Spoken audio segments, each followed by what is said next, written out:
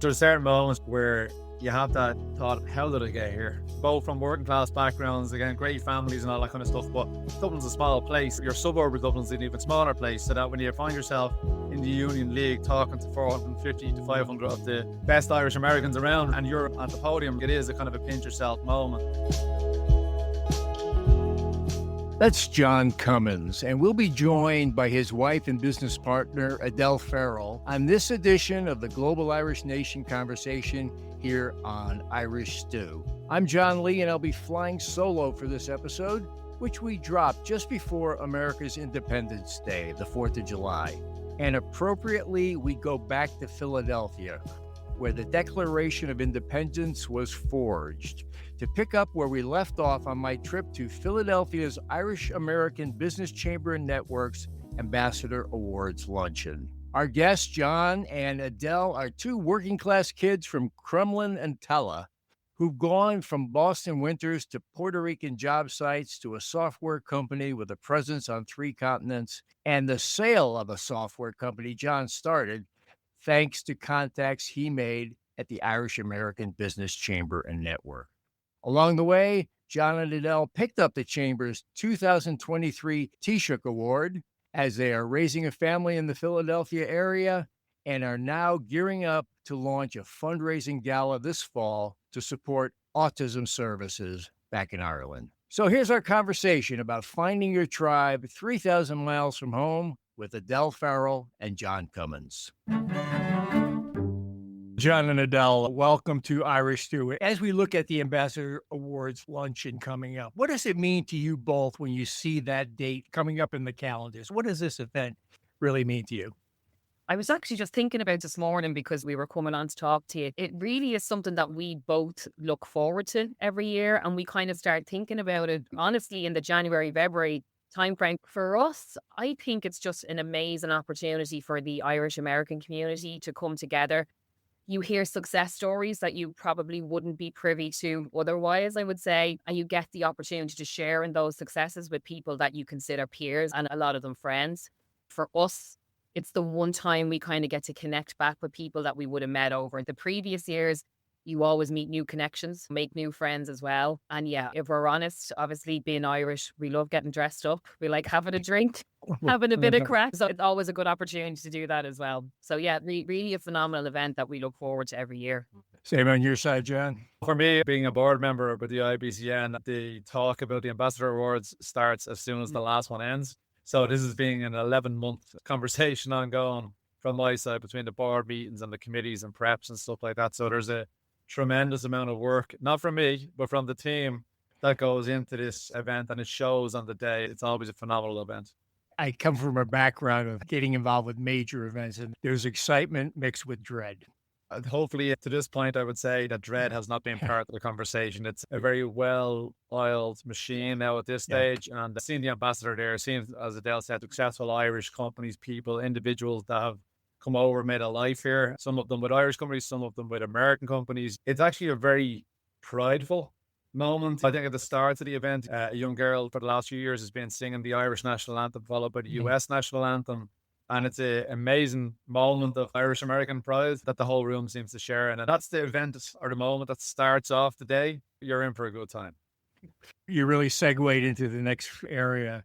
No one would mistake you for having Philadelphia accents. Yeah, definitely not. No. Although when you go back home, they might say, oh, where'd you get those American accents? But tell us about your Irish roots, your Irish stories, where you came from and how you ended up in Philadelphia. Yeah, we have a similar background in terms of what we call council estates in Dublin, not too far from each other as the crow flies, a couple of miles.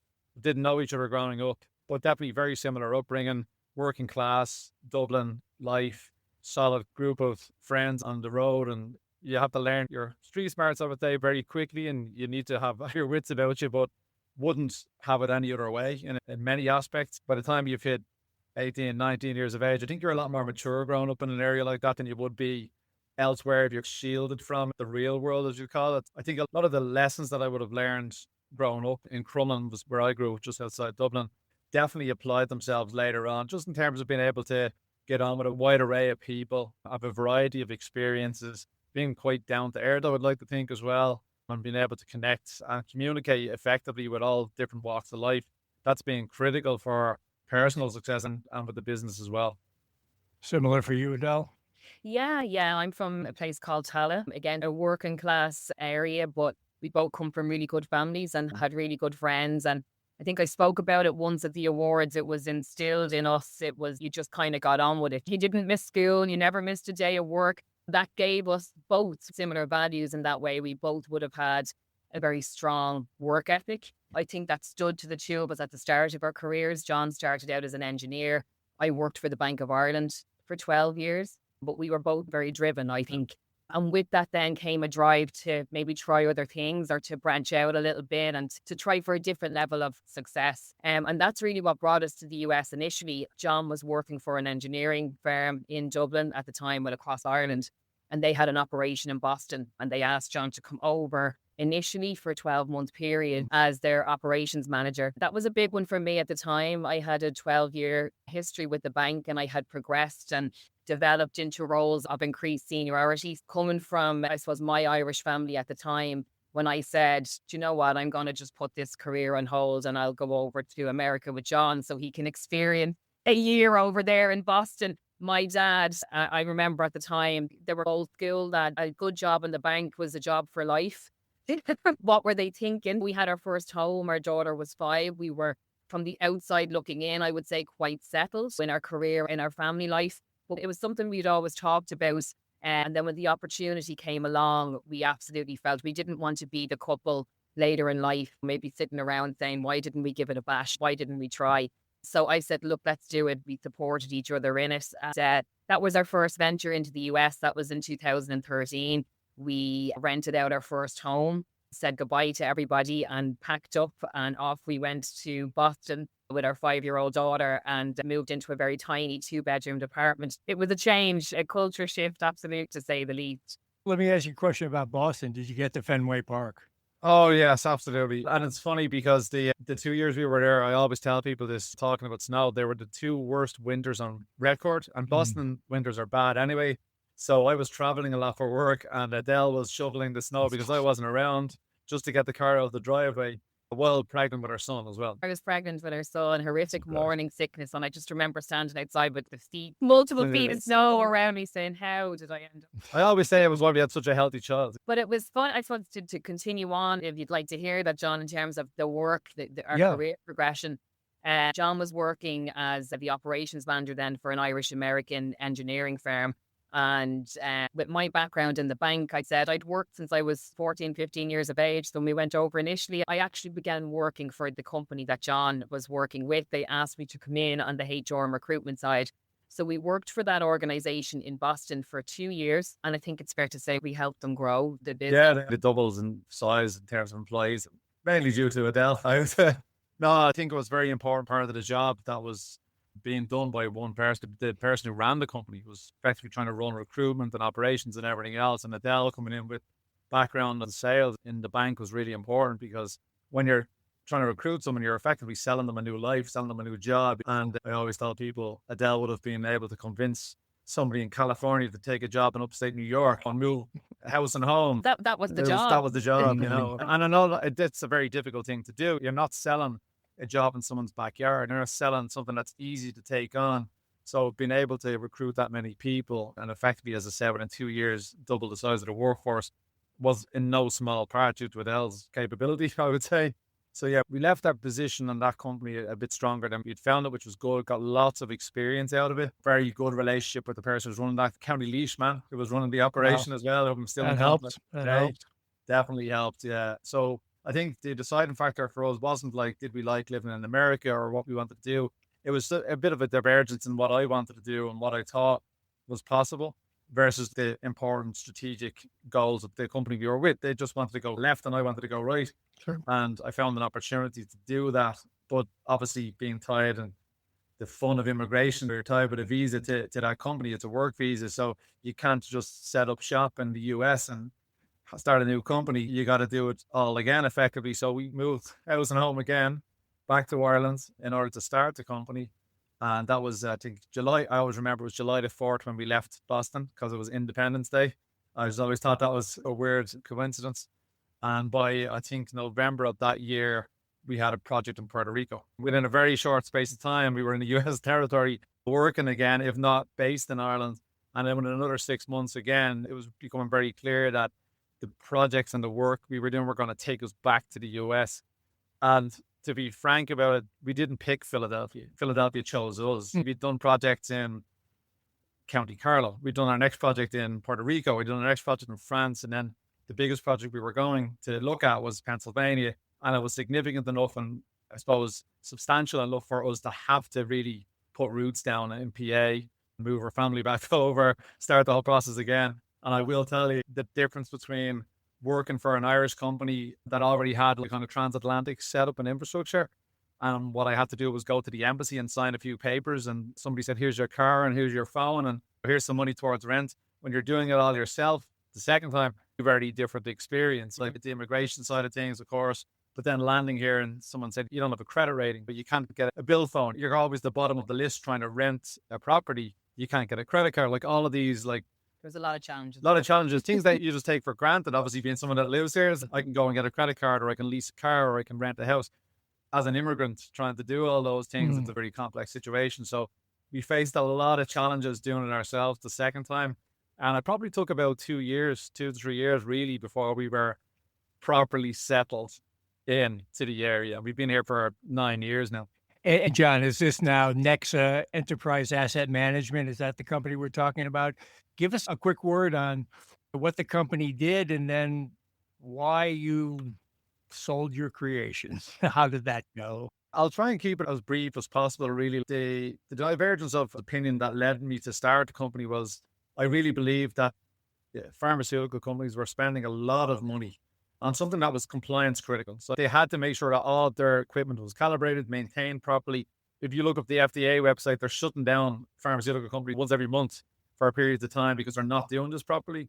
So they throw money at the problem. And when you throw money at the problem, it's not always the best solution. You're not really looking into the depth of like why it's being done or how it's being done or is it being done cost effectively. And the company was basically set up to tackle that problem. Let's fix all of this so that we only have to do what's needed when it's needed and look after the equipment, look after the products, look after the patients by proxy of doing all these things. And accidentally fell into the role of implementing systems, a software system that supported this newfound optimization, I would say, of the way these departments ran. So what I'd set up as the company and the intent of the company quickly pivoted into effectively a software system integrator. Again, one of those accidental things that ended up being hugely important for the company. They loved dealing with us because I was a technician. This is what I did. I was the guy with the toolbox, walking around the site and calibrating and maintaining this equipment. So being able to see it from that side, like the experience into this is the software that's going to support that process. I wasn't an IT guy and they liked that. This is a guy who understands what it's going to look like when it's actually in operation. So our team grew quite quickly and we surrounded myself technically with people that had a similar background to us as well. People that had actually lived the day-to-day life of being a technician, being out on the floor, understanding the purpose of all of this. And we grew that for 6 years, effectively, across multiple locations. At one point, we had projects from Singapore to San Diego at the same time. So you can imagine trying to run that with the time difference. It wasn't a lot of time off, I would say. Always meetings at strange hours. But it was very successful and we worked off a reputation. Our mentality was always, we're only as good as our last project. We're only as good as our last opinion. So we try to keep everybody happy. And I wasn't trying to sell the company at all. It wasn't actually in the plan. Again, one of these things that we were approached by a company that didn't operate in Ireland, but they were big enough that I knew who they were being in my line of work. I'd been approached, cold calls, cold emails 10, 20 times before, and I never took a call. Never took a meeting, but just by virtue of the fact that who this company was, I said I'd sit down and have dinner with them. And the craziest thing about the IABCN is it was actually an IABCN connection that led to that first discussion.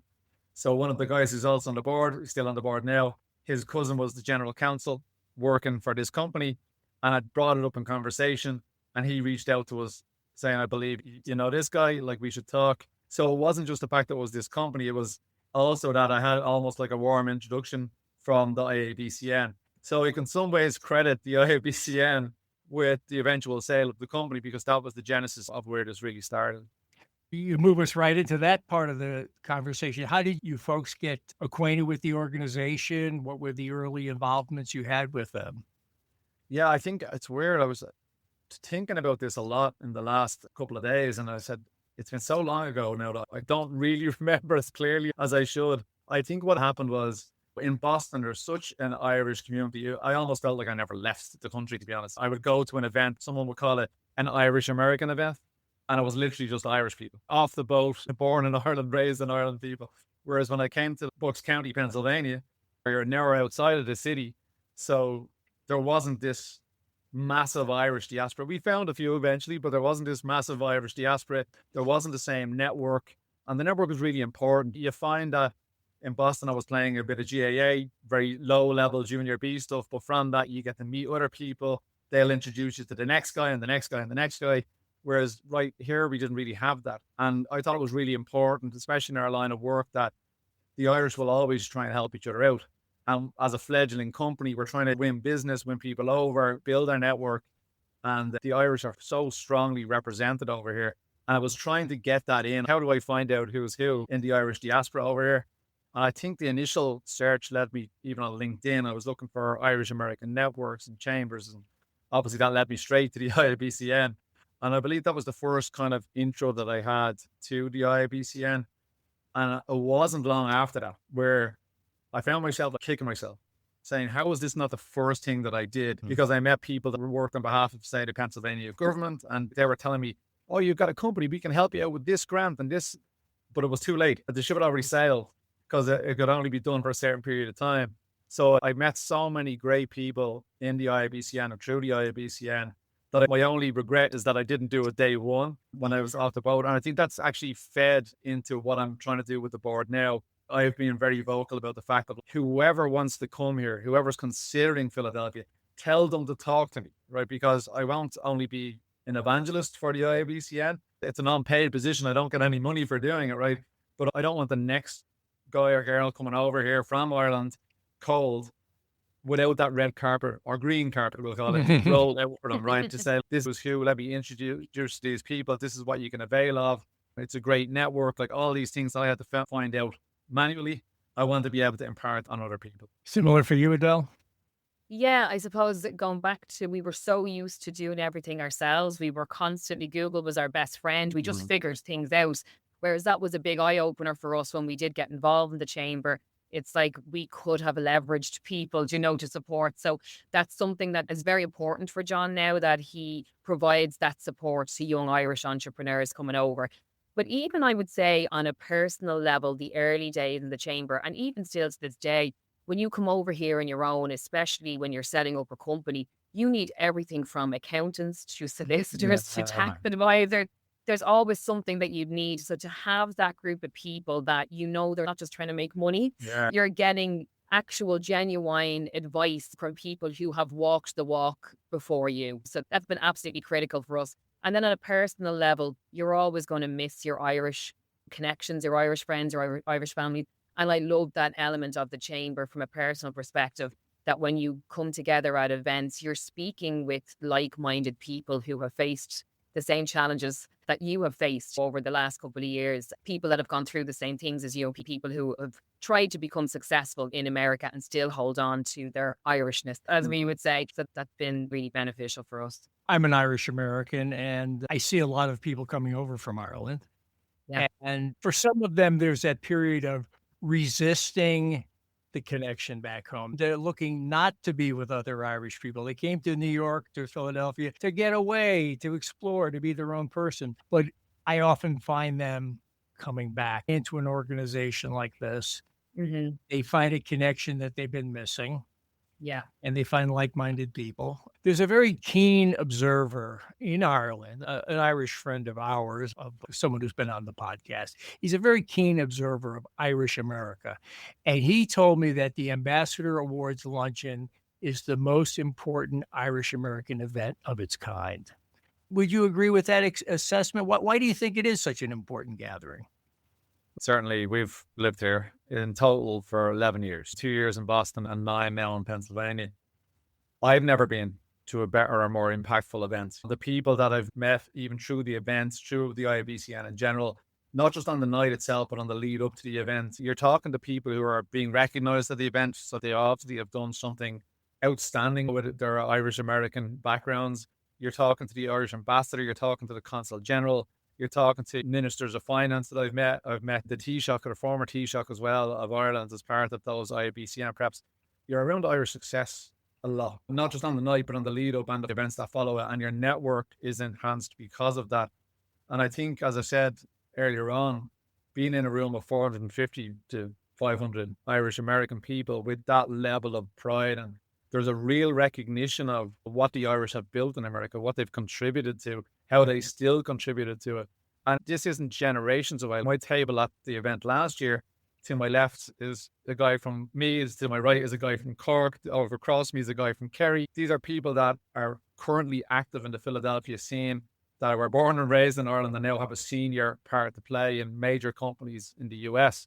And that's a testament itself to the Irish work ethic and how good we are given the right opportunity and landscape to work in. So there's been lots of great events I've gone to, but for the sheer talent that's there, the openness and willingness to engage and network and connect, to hang around afterwards even and keep the party going, so to speak. And That's what I hear. I've heard some tales. No comment. I won't. You're going to get to experience that firsthand, John. Yeah. Well, I think it's really important. It's not just you're meeting other Irish people or Irish Americans. It's you really connect on that level. At least that one night a year, you're going to get everybody in the same room who you might know for a couple of years now. And then if you all end up in the bar having a few pints and talking about back home or whatever it is, that gives you what I would call the Irish injection. It's that little boost you need to enhance your living here as well. Because, you know, you might love living here, but as you said, you need that little connection every once in a while. I might talk about it from a personal perspective, John, just because it was something I was thinking about earlier on today. The award for us, we were awarded the Taoiseach Award, myself and John, in 2023. And I'll be honest, when it was announced that we were receiving this award, I thought, what's going on here? It was a shock, a welcome shock, but it was a shock none the same. But I think what it did, especially for me, and this is something myself and John had spoken about, it really was such an honour. The two things that we have been passionate about over the last 10 to 12 years was creating job opportunities. So we created nearly 150 jobs between Ireland and the US. So to create those job opportunities and development opportunities for people in Ireland and the US was one thing that was important to us. And the second thing was that we did our bit to give back into either Irish communities or American communities through charitable efforts. And that Taoiseach Award, that's what it recognises. It recognises leadership in business and those who support the American communities and the Irish community. So to receive that from such a prestigious chamber, I would say, was absolutely huge for us. I had never really taken a moment to step back and look at what we had done. We were so busy for so long with the travel and setting up companies and family and everything. We never took a moment, and we really had to stop and go, look, actually, yeah, look at what we have done. And that success was celebrated for us on the night, and it genuinely was a true honour. It really was. There's certain moments, John, I think I've had these a couple of times where you have that thought of, how did I get here? As I said at the start, both from working class backgrounds, again, great families and all that kind of stuff, but Dublin's a small place, and your suburb of Dublin's an even smaller place, so that when you find yourself in the Union League talking to 450 to 500 of the best Irish Americans around, really, and you're at the podium, it is a kind of a pinch yourself moment. And I've had that a couple of times at the chamber, being asked to speak at these events or talk to young entrepreneurs coming over, and it's a pinch yourself, like, how did I get here moment. That's what I felt like. And I don't know if you've heard the story, John, but because the two of us won the Taoiseach Award, we gave 2 speeches. And I gave the initial speech and said my bit and how thankful I was. And then Adele proceeded to blow me off the stage. And all everybody talked for the rest of the night, all I heard was, you were good, but she was great. I'm still hearing it years later, I can tell you. You were the opening act. Yeah, You warmed them up. This was the last part I wanted to mention. You're already heading in that direction. You have an amazing record of community service and causes that you back and promote and lead. Is there something, is there an Irish vibe here that you're drawing on to not only balance your family life, your intense professional life, but have time to that give back to the community element and also lead within the community? Yeah, I think for me and Adele will have probably more to say on this. It's definitely very close to both of our hearts, but small things like when I was growing up, there wasn't a lot of money. We never wanted for anything, but there wasn't a lot of money going around. And my dad used to work with a lot of boilers and copper and stuff like that. And he would fill the van with bits of copper over periods of months. And then eventually he'd bring me and my two brothers out. We were only very young at the time. And we would go to a place called Cummins Metal, no relation. And I always remember going into this factory, basically, where they would weigh out the metal and they would give him some money for it. And it could have been, at the time, it would have been big money, like 100 Irish pounds, which would have been a huge thing. And then he would take that money, he would buy us a McDonald's, and the rest would go to penny dinners in Dublin. And I think your parents will impart a lot of that stuff on you. I know mine did as well. So there was always that thing of giving back in any way, because even my dad wasn't in a great position to give back. It was still a very important part of what you would do. And he could only do it periodically.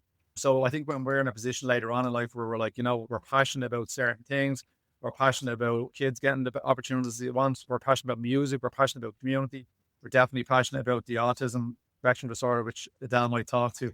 But in all of those aspects, if we're in a position to give back, it's our duty to give back and make other people's lives somewhat better in whatever little way we can.